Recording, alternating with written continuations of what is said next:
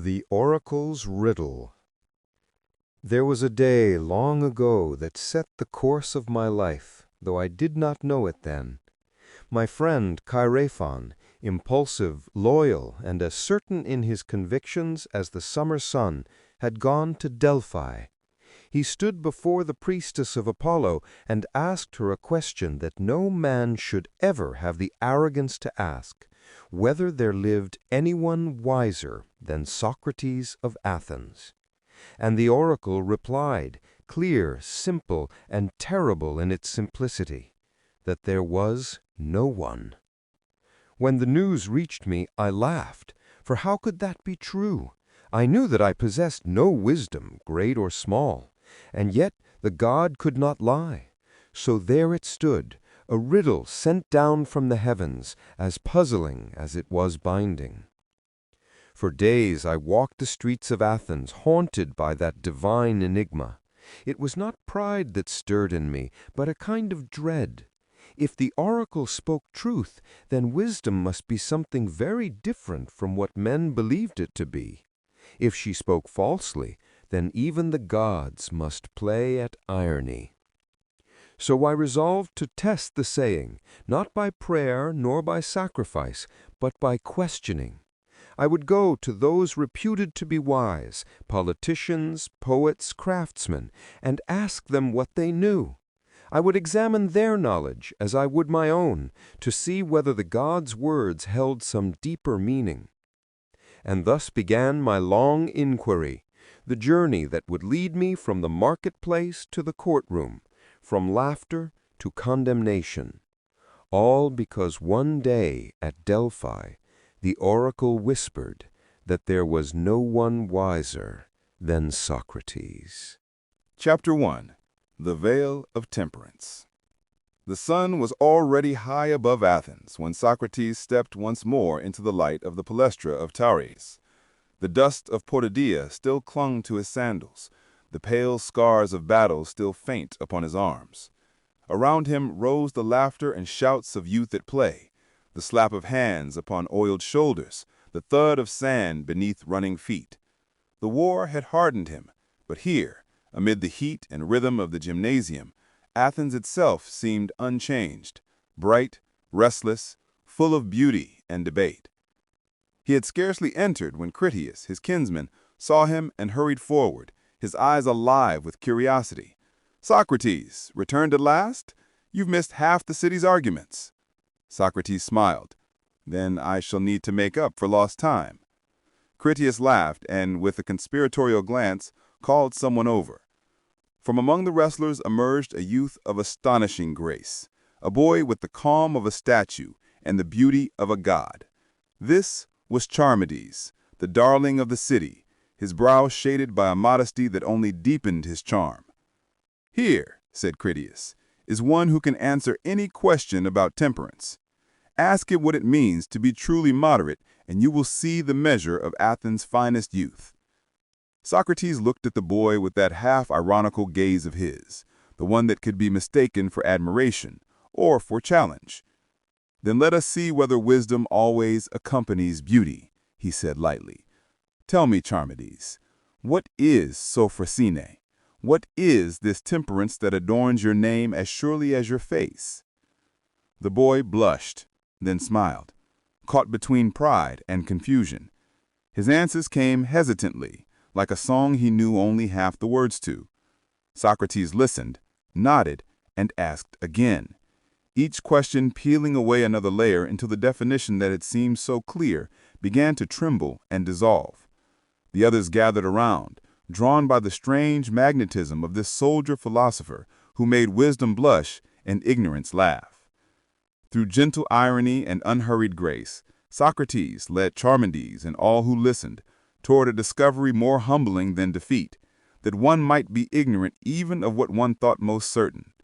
Yet in that revelation there was joy, for ignorance confessed was the first breath of understanding.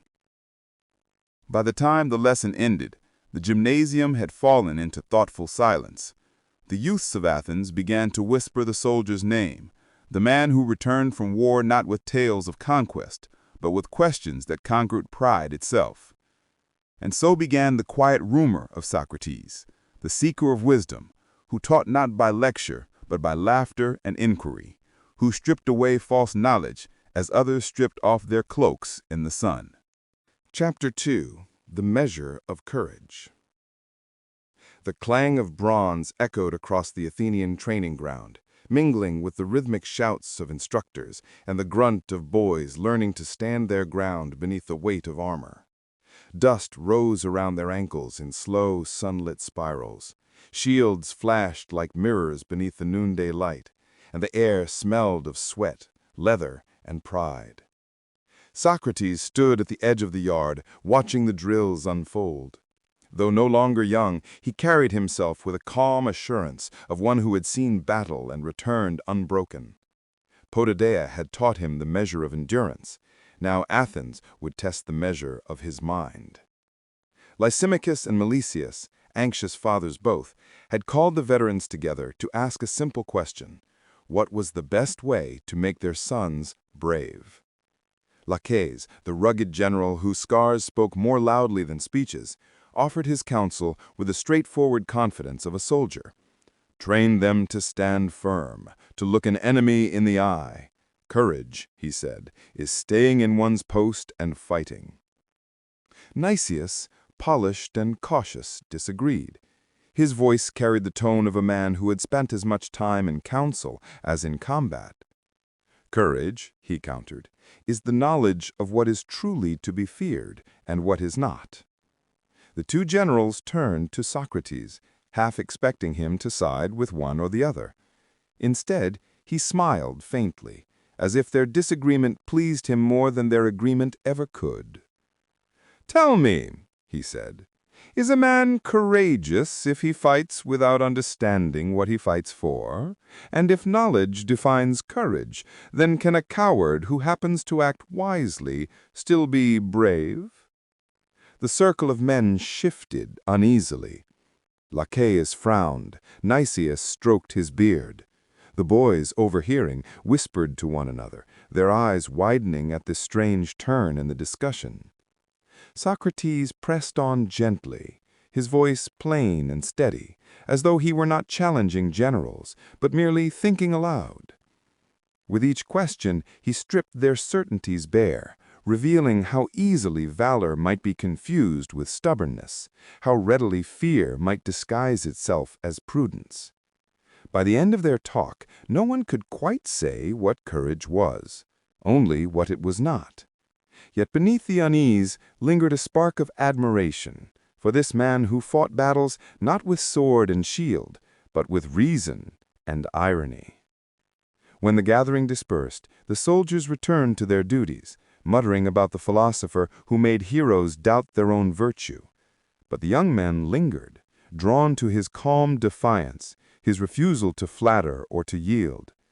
Word began to spread beyond the training ground that Socrates, the soldier-philosopher, dared to question the generals themselves. Admiration followed him now, but so too did suspicion, for in Athens, to question courage was to question honor itself. Chapter 3. The Bonds of Friendship. The afternoon light fell softly over the wrestling school, gilding the white dust that rose beneath the boys' feet. The smell of olive oil, sweat, and spring air mingled together, the perfume of youth and striving. Laughter rang across the courtyard, bright and unguarded, and from every side came the sound of play, the slap of palms on shoulders, the teasing cry of challenge, the low murmur of admiration. Socrates entered with his usual unhurried gait, his eyes alive with mischief and thought. He had been invited by Hippothales, a young man flushed with the nervous pride of someone in love. The object of that affection, the radiant Lysis, stood among his companions, his hair tousled, his face glowing from the day's exercise.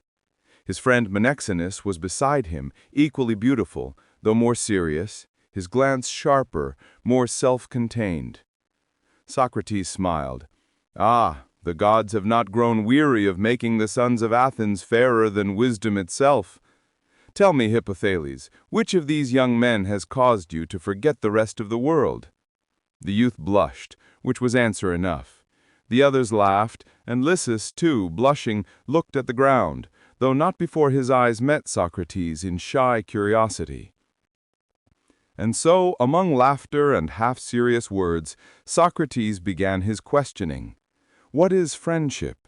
Is it born of likeness or of difference? Do we love our friends for what they give us, or for what they are? Do we seek in them a reflection of our own goodness, or the goodness we lack? Each question turned the air electric. The boys leaned closer, wrestling now not with each other, but with ideas. Socrates, half teacher, half jester, led them on, never answering, always asking, until their certainties slipped away and something deeper shone in their place, the yearning of the soul to know what it loves.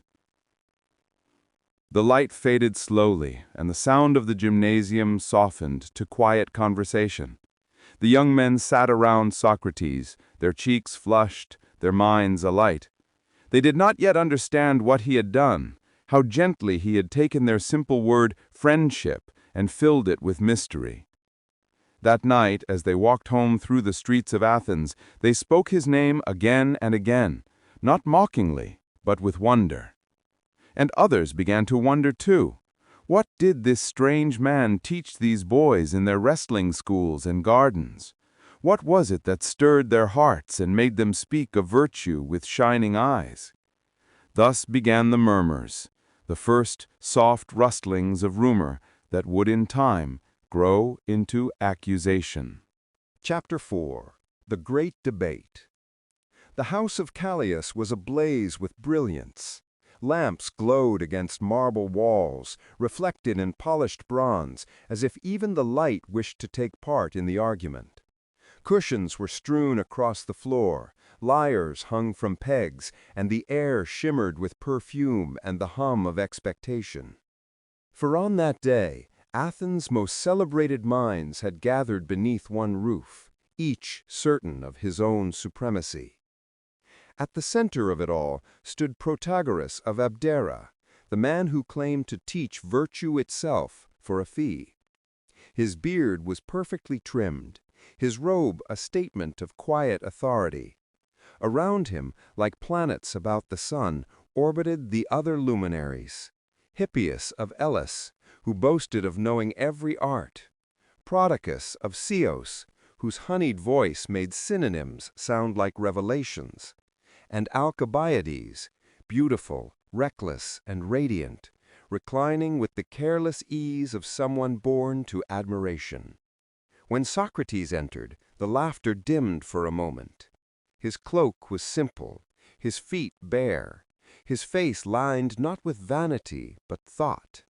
He greeted no one with ceremony, yet somehow the room turned toward him. "Ah," said Protagoras with a genial smile, "the man who asks questions no one wishes to answer." "And yet," replied Socrates, "everyone ends by answering them." A ripple of laughter passed through the guests. The contest had begun. They sat in a wide circle, the air charged as though a play were about to start. Socrates, in his plain voice, posed the question, "Is virtue teachable?" Protagoras spoke first, his tone smooth and measured, weaving long speeches about the traditions of the city, the nurture of citizens, the power of education. Every phrase was polished like marble. The audience nodded, dazzled. When he finished, Socrates leaned forward and asked quietly, "Then tell me, Protagoras, if virtue is one, how can we teach it by dividing it into parts? Courage here, justice there, temperance somewhere else. Do we teach them as separate songs or as one harmony?" Protagoras hesitated. Socrates pressed on, his questions light and quick like a fencer's blade, striking not to wound but to reveal. Soon the sophist's smooth rhetoric tangled in its own threads. The audience gasped, then laughed, not cruelly, but with the thrill of watching mastery at work. Even Alcibiades, lounging on his couch, leaned forward, eyes gleaming. "By the gods," he murmured, "I'd rather lose an argument with Socrates than win one with anyone else." Hippias tried to intervene, Protagoras to redefine your words, but the current belonged to Socrates now. He questioned, listened, laughed, and questioned again, until the great Protagoras himself grew restless, his eloquence turning defensive. At last, the debate ended not with triumph, but with that peculiar silence Socrates so often left behind, the quiet of minds uncertain but awake. The guests applauded, and Callias clapped Socrates on the shoulder. "You've bested the best of Greece," he said. Socrates only smiled. "No, I have merely reminded him that wisdom begins where certainty ends." The laughter returned, but beneath it something colder stirred. Admiration, yes, but also envy. For in a city where every man sought to appear wise, Socrates had shown how easily wisdom could dissolve under the light of honest inquiry. And so, as he left Callias's glittering hall, the streets outside seemed darker, the air cooler.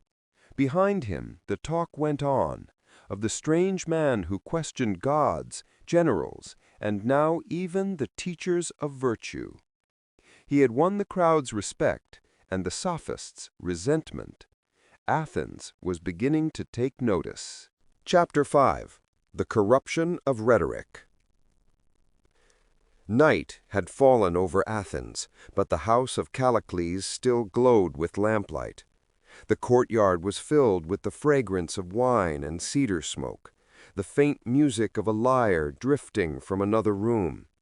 Yet beneath the polished civility of the gathering, a sharper air pulsed, the edge of argument, of pride and power. Gorgias, the master orator from Leontini, had come to display his art. His voice, rich and commanding, could make the weak appear strong and the unjust seem righteous.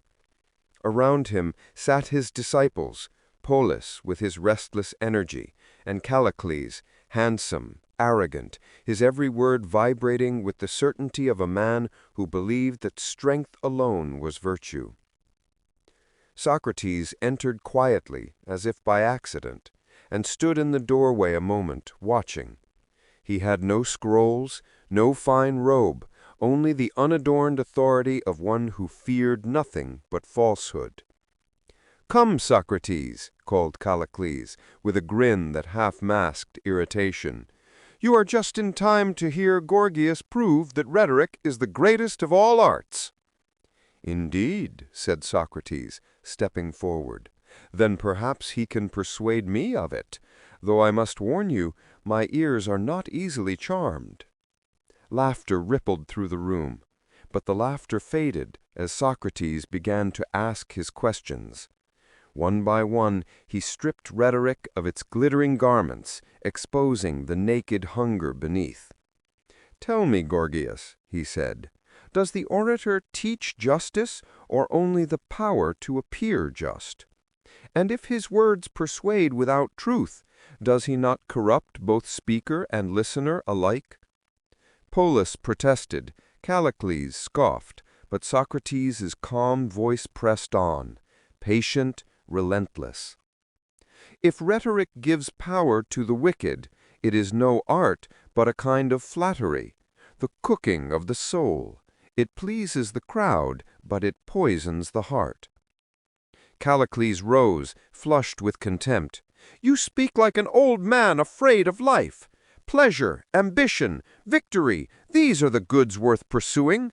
To rule others is nature's law." Socrates met his fury with stillness. "And if ruling corrupts the soul that rules, Callicles, if the man who triumphs outwardly is enslaved within, then your law of nature is the ruin of mankind." A long silence followed. Even Gorgias lowered his gaze. The lamps flickered, the wine grew cold.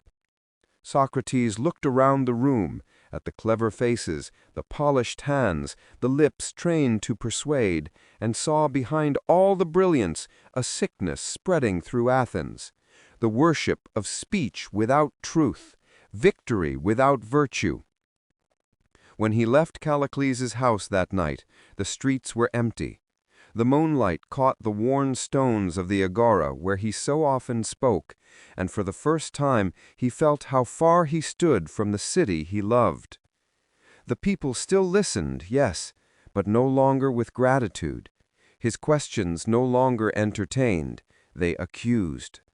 Athens, restless and proud, was beginning to tire of its gadfly. Chapter 6. The Recollection of Truth. The house of Anytus was cool and shadowed, the air heavy with the scent of oil lamps and polished wood. Outside, the hum of the Athenian marketplace drifted faintly through the shutters, the murmur of merchants, the ring of sandals on stone. But inside, all was still. The mood was serious, almost ceremonial. Meno, a handsome young man from Thessaly, had come to test Socrates with questions of his own. He was clever, confident, and dressed with the careful ease of one who took pleasure in his own reflection.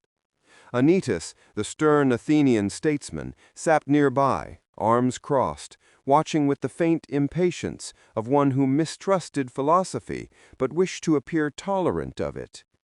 Meno began abruptly. "Can virtue be taught, Socrates? Or is it gained by practice, or by nature, or by some gift of the gods?" Socrates smiled, not mockingly, but as one might smile at a child who has asked the oldest question in the world. "Before we can answer that, my friend," he said, "we must first know what virtue is. For how can we seek to teach what we do not yet understand?" So began another of his quiet storms.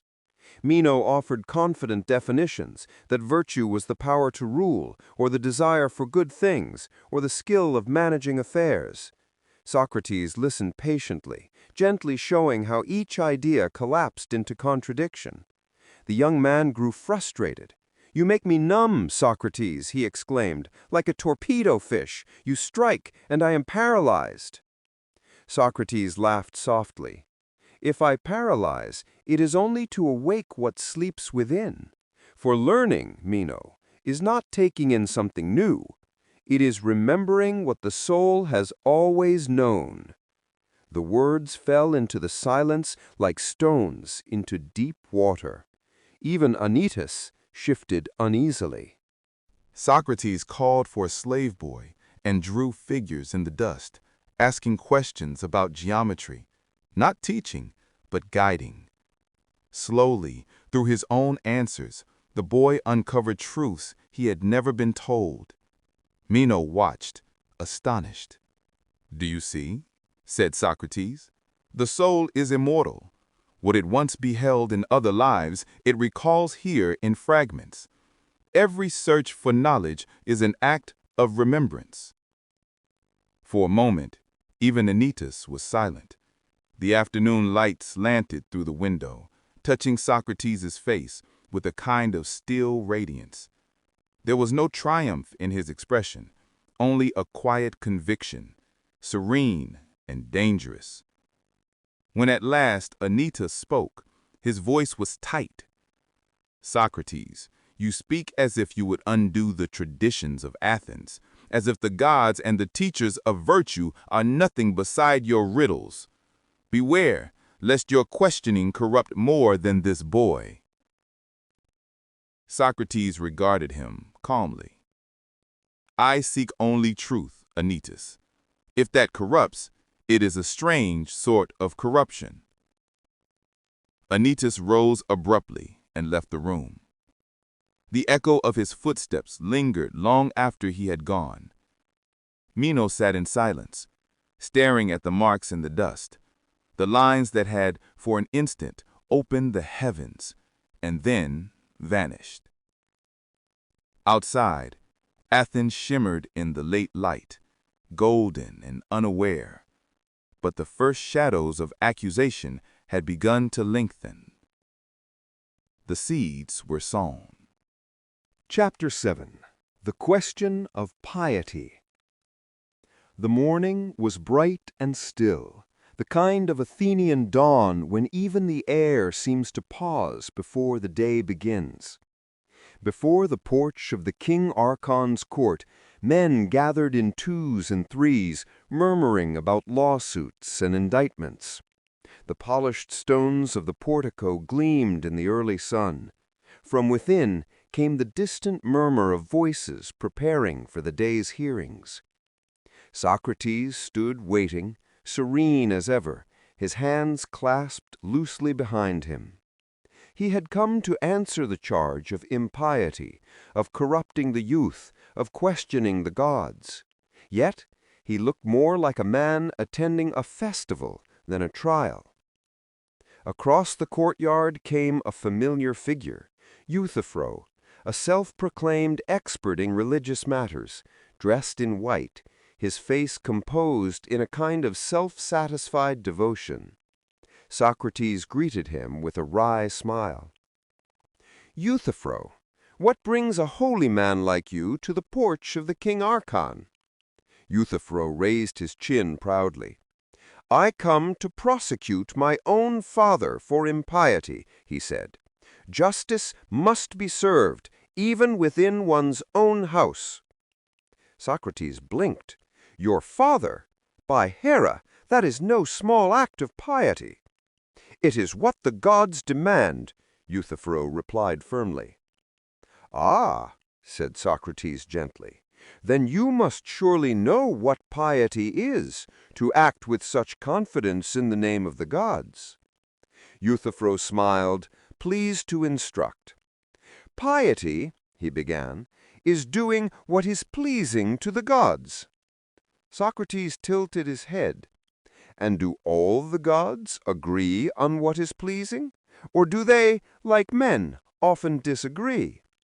Euthyphro hesitated. "They may differ, but what all gods love is pious, and what all hate is impious." "Then piety is what the gods love?" asked Socrates, his tone mild, his eyes bright.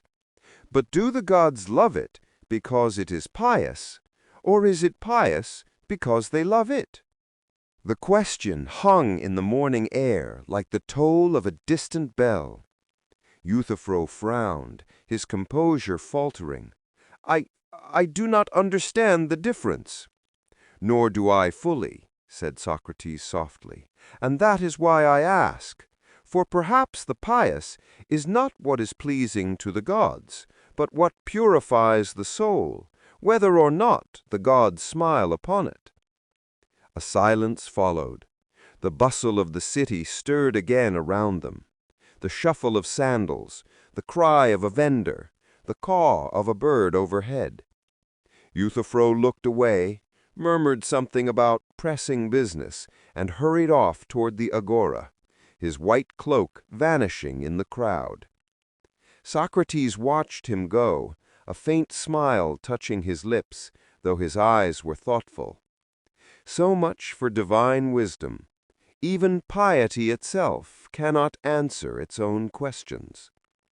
He turned then toward the open doors of the court, where his accusers awaited, Meletus, Anytus, Lycon, men whose certainty was no less proud than Euthyphro's.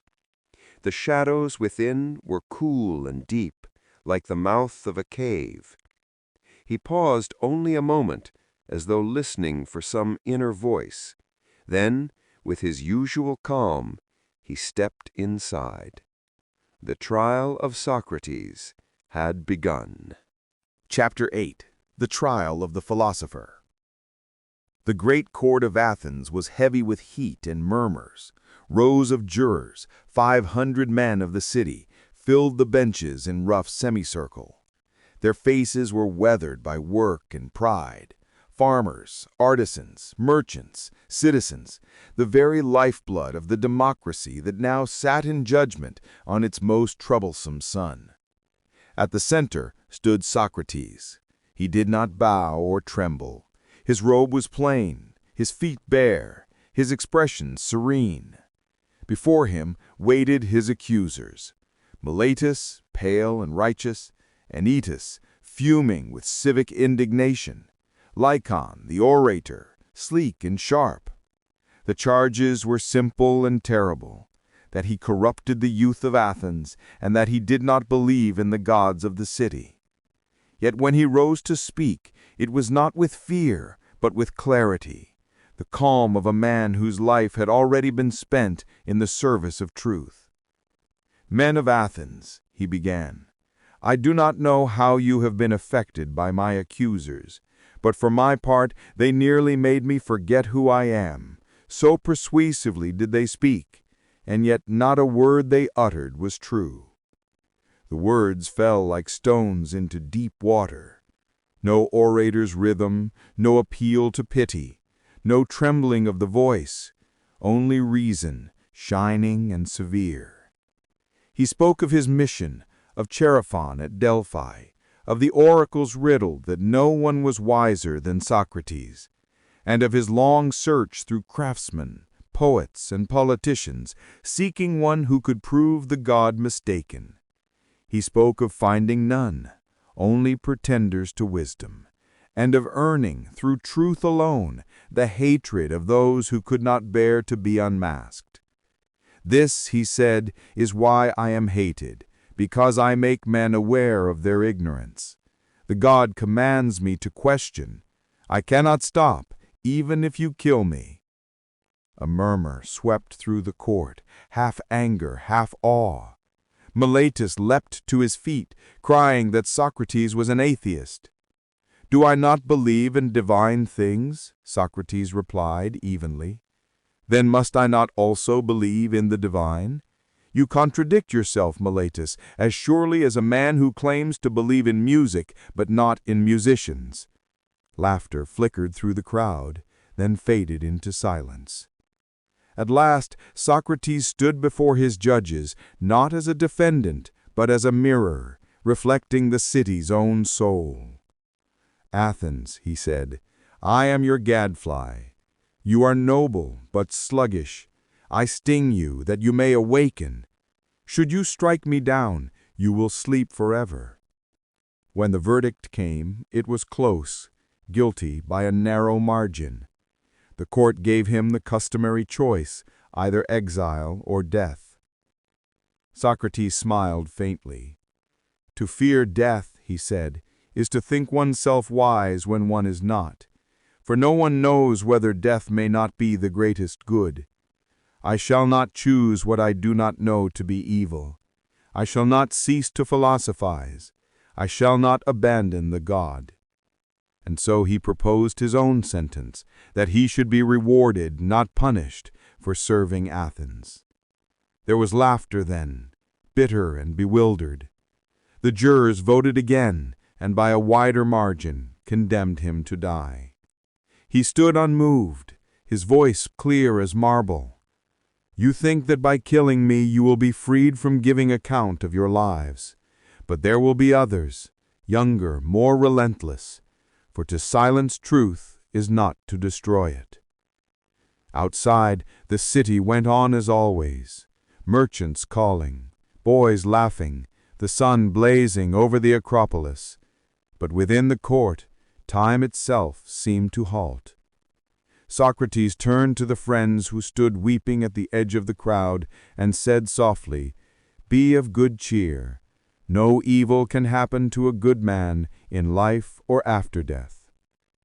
Then he was led away, calm as one who has finished a long day's work. The sentence was death. The city had judged its own conscience and found it guilty. Chapter 9. The Laws of the City. The first light of dawn crept into the prison cell, pale and cold, painting the stone walls with a thin silver glow. The night's chill still clung to the air. Outside, the city of Athens was stirring awake, carts rumbling over cobblestones, a rooster crying faintly from some distant yard. But within, all was still. Socrates sat upright on his narrow couch, his face calm, his hands folded loosely on his knees. The iron ring about his ankle gleamed dully in the half-light. He had slept soundly, as though the coming day were no different from any other. The door opened softly, and Crito entered, wrapped in his cloak, his eyes red from a sleepless night. He hesitated, then hurried to his friend's side. "Socrates," he whispered, "the ship from Delos has come. The execution will be today. You must not stay here. Everything is prepared, money, horses, friends in Thessaly. Only say the word, and by nightfall you will be free." Socrates looked at him with quiet affection. He said gently, "My dear Crito, your zeal is worth more than gold. But tell me, if we escape, what then? Shall we bring ruin upon our friends who helped us? Shall we make Athens believe her laws may be broken whenever a man finds them unjust?" Crito grasped his hand. "But the law has wronged you, Socrates. It condemns you unjustly." "The law," said Socrates softly, "is not a man, but a bond. If I break it when it binds me, then I destroy the very order that has guided my life. Would I have raised my sons or taught my students in a city without law? No, Crito. Even if men misused it, the law itself must stand."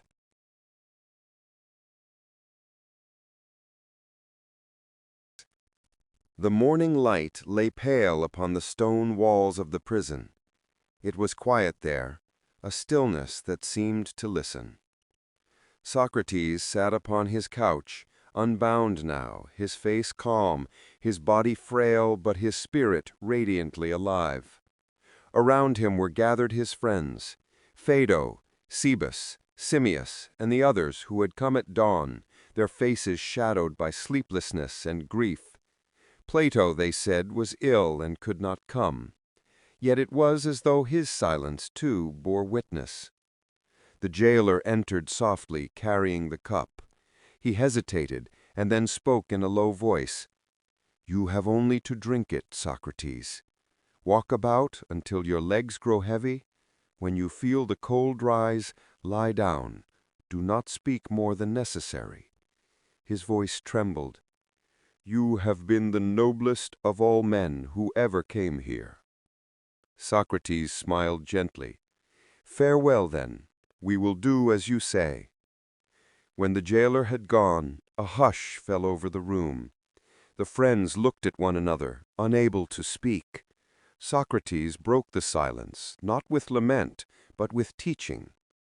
He spoke of the soul, how it does not perish but journeys onward, how philosophy itself is a preparation for that passage, the daily practice of dying to the illusions of the body and awakening to the life of the mind. The true philosopher, he said, seeks always to free the soul from pleasure, from fear, from ignorance, until what remains is pure knowledge, which belongs not to time, but to eternity. For death is not the end, but the beginning of wisdom. Cebus questioned softly, "But how can we be sure the soul lives after death?" Socrates answered with the patient light of reason. Through the harmony of opposites, the remembrance of truths not learned in this life, the kinship of the soul with the divine. Each argument rose and folded into the next, like the movements of a slow, sacred hymn. As he spoke, even the shadows seemed to listen. The fear in the room grew quiet, replaced by something larger, a calm that seemed not of this world. At last, when the hour was come, Socrates stood. He bathed, spoke briefly with his children, and returned smiling. The cup was waiting. He took it in his hand, unshaken, and said, "What is customary, friends, is to pour a libation to the gods. But it seems there is not enough. So let us simply pray that my departure from this life to the next may be fortunate." He raised the cup, prayed softly, and drank. His friends wept, unable to contain themselves. "What are you doing?" he said gently. "I sent the women away that we might meet this moment in peace. Be still, control yourselves." He walked a little until his legs grew heavy, then lay down upon the couch. The jailer, kneeling beside him, touched his foot and asked, "Do you feel that?" Socrates shook his head. "No." The cold moved upward. He covered his face with a cloth, and his last words were to Crito, "We owe a cock to Asclepius. See that it is paid." There was a small tremor, a final breath, and then no more. Phaedo sat for a long time beside him, gazing at the still form that seemed already freed from the world. The sunlight had shifted, filling the cell with soft brilliance. He turned to the others and spoke quietly. "Such was the end of our friend, the wisest and most just of all men."